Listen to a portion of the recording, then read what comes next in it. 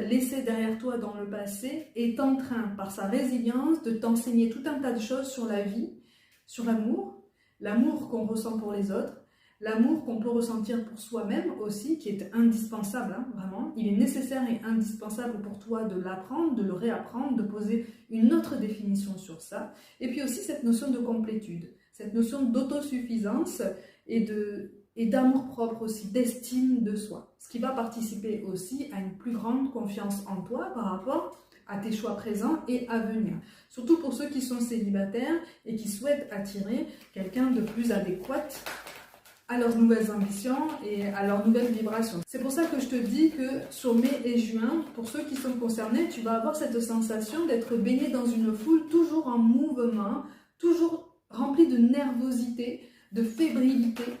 Et cette nervosité et cette fébrilité, tu ne veux plus les ressentir. Tu aspires à plus de tranquillité, à plus de fluidité par rapport à tout ça. Tu voudrais être accepté tel que tu es et tu comprends petit à petit que pour être accepté tel que tu es, il faut qu'en premier temps, tu t'acceptes et que tu t'aimes entièrement comme tu es.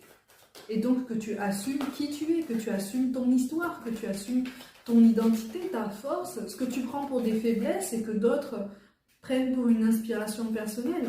Et c'est en ça que cette figure du passé devient inspirante à son tour pour toi. Parce qu'en fait, tu comprends que la seule personne à laquelle tu peux te comparer, c'est toi-même. Tu comprends que ton bonheur ne dépend que de tes pensées récurrentes, tes pensées dominantes, et puis aussi tes croyances personnelles. Et donc, la façon dont tu gères ces croyances personnelles, si ce sont des croyances qui te boostent, ou si ce sont des croyances qui te ralentissent. On t'amène à poser un nouvel œil en fait, sur tout l'éventail de ta personnalité, de ton tempérament, de ton existence, de ton essence en fait. C'est pour ça que cette nouvelle impulsion arrive dans ta vie, c'est pour ça que tu t'interdis de revenir vers cette personne, parce que tu te dis finalement, il vaut mieux que je la laisse tranquille, il vaut mieux que je la laisse de côté, parce qu'elle reprend son pouvoir, elle est en train de déployer ses ailes et ça fait plaisir à voir. Et si je reviens dans sa vie, je vais tout gâcher. Je vais lui faire de la peine, encore une fois, et c'est pas mon but. Guidance toute spéciale, mais visiblement, ce sont les messages qui sortent.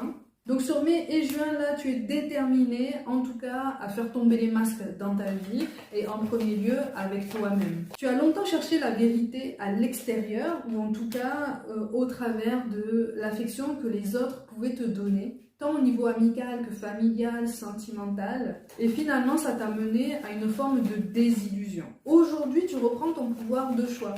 Tu peux choisir de continuer sur cette voie, donc d'aller à l'encontre de cette vague dans laquelle on essaye de t'amener, ou tu peux essayer de te laisser